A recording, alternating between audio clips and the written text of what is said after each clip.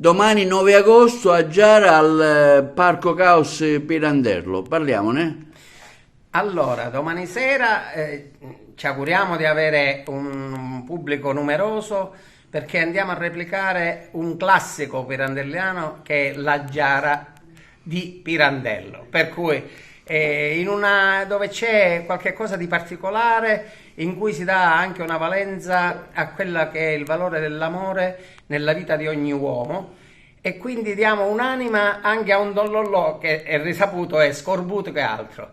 Io ringrazio innanzitutto tutti gli attori che mi stanno collaborando in questa avventura, ma principalmente persone che mi stanno supportando in una maniera valida, quale Uzzi Dima, Alfio Russo, che è anche il direttore artistico della rappresentazione, e l'aiuto che mi stanno dando anche nella regia, nel sistema dei service o altro, perché doveva fare Don Lollò qualcun altro, forse indegnamente, o spero di poter rappresentarlo io sarò il Don Lollò, per cui vi passo la parola a Ziddima.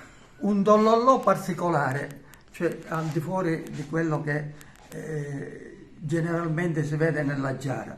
Un Don Lollò che inizia con una nostalgia del passato e che poi alla fine culminerà con una quasi richiesta all'amata donna che non c'è più.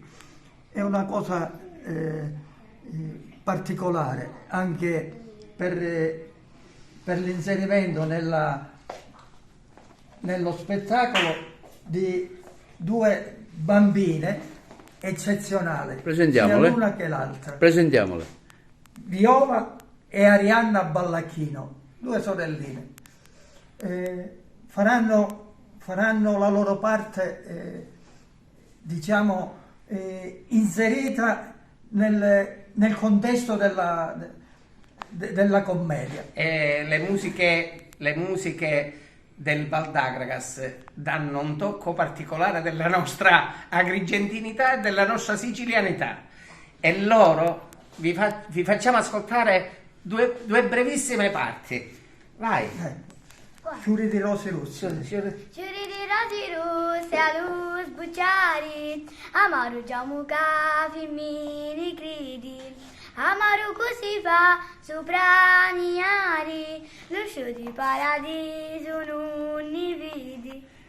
È un attimo una recitazione fantastica. Una delle battute. Una delle battute che fanno. Della grandissima e piccolina Arianna. Forza. Mi pare è vostra moglie come.